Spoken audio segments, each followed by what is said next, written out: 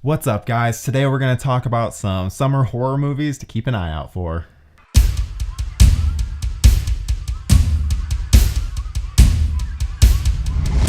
So yeah, I did not realize just how many horror movies are coming out this summer. High quality ones too, not just fucking anything. We don't really get that often, especially during the summer. They'll kind of push horror movies off into like the winter months or fall. So the fact that we're getting some real big releases this summer is really fucking awesome. Today is the start of it all. So let's get into it. Whew, even almost burped a little bit on that one. It's okay. This is YouTube. We don't do second takes. We just cut it out with random editing tricks that are super obvious. Brightburn is a film that, this one, I was excited about it as soon as it was revealed that James Gunn was working on something non-Marvel, non-comic book related. And then it started coming out that it was a horror movie. And then it was revealed that this is the Superman origin if Clark Kent was fucking evil and decided to become a horror villain instead of becoming Superman. Starring Elizabeth Banks, you can't really ask for much more in terms of a great cast than with this movie. And James Gunn has proven time and time again that he knows how to make an intriguing film and tell a very interesting story. And so I can't wait to see this. I'm really excited to see what parallels they have with this character and like the Superman Clark Kent story, because based on the trailer, there's a shit ton of them. And that's really, really exciting because this just isn't the type of movie that comes around very much. And with how big superhero movies are nowadays, getting a horror spin on that it's awesome. It's like the one way you can make the Superman character interesting. Controversial opinion, maybe. That's dropping today, May 24th.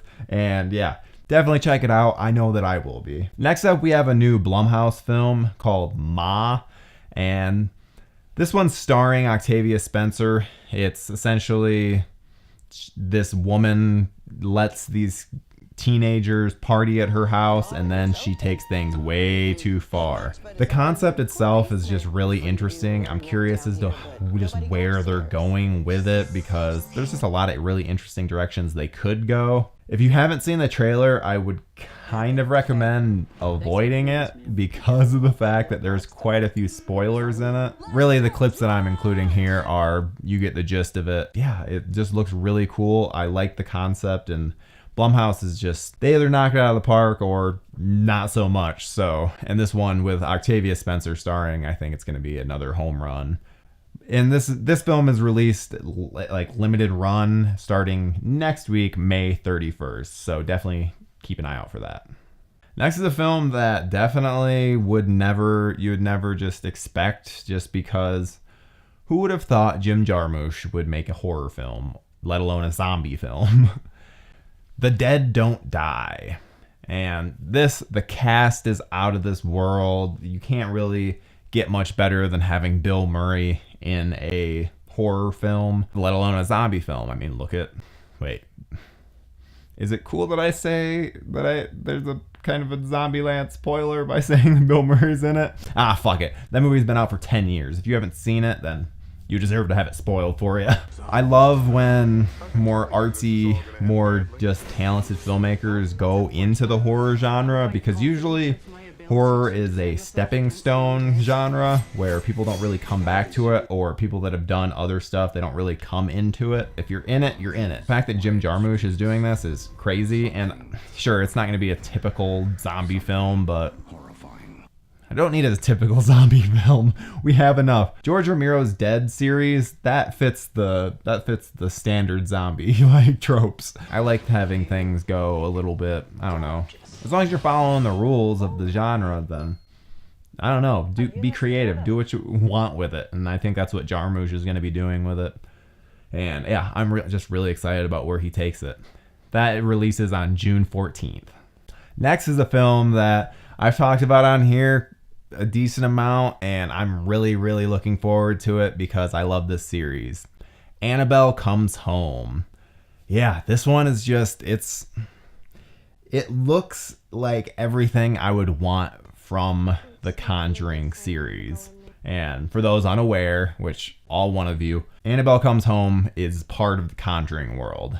And I love this concept. I've said ever since the first film that the Warren's artifact room just has so much potential, and that potential is going to be realized in this film. The way that the Conjuring series works is that they'll introduce smaller ideas in a film and then expand upon that with spin-offs. I know there's going to be multiple things that get expanded upon from this film. So I'm just really, really excited. I really hope that the Crooked Man comes into play a little more so, because he was in Conjuring 2 and then they announced the spin-off, but there hasn't really been any traction on that. So it'd be nice to like reintroduce that, because the visual of that character is so creepy and so great that I really just want to see it properly utilized. Everything about this film just looks really cool. Really seems like they've knocked it out of the park, and I'm pumped to see what they do with it. That's coming to us on June 28th. Next up is one that... Okay, so I may have fucked up just a little bit. I don't know how, but I completely forgot about Child's Play. And this is the Child's Play remake starring Aubrey Plaza, which is surprisingly controversial. I'll be getting into that in another video, but I'm really looking forward to it. It looks really interesting, and plus it's got this guy that looks just like Jack Black. I mean, come on.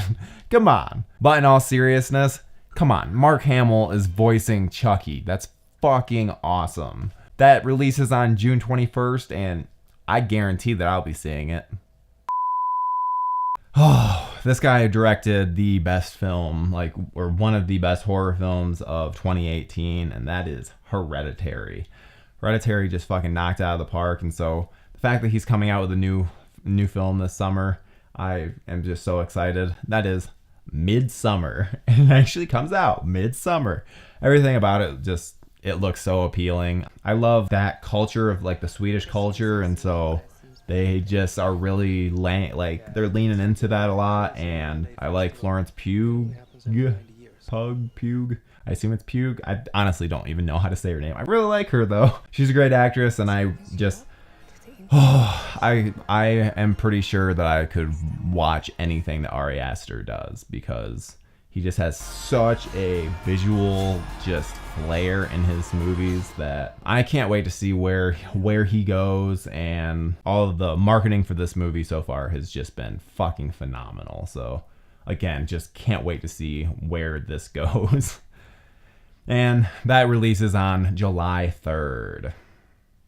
And oddly enough, August as of now, because though Annabelle Comes Home and Midsummer both had their release dates just recently announced.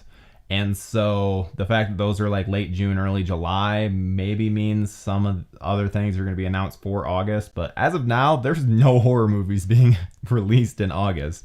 Originally New Mutants was in there, but yeah, that's got pushed back to 2020. And yeah, it's odd that there's no horror movies in August, but May, June, July, I feel like more than make up for that. And there's a certain clown just around the corner in September, but that'll be its own video, because I have a lot to say about chapter 2 of a certain film that I didn't mean to even say that much. I plan these things, and then I just say other things that then fuck up whatever plan I had, whatever. Just how it is. We'll see you next week. Hey friends, be sure to like, comment, subscribe, all that good stuff, and check out this video that YouTube thinks that you would like.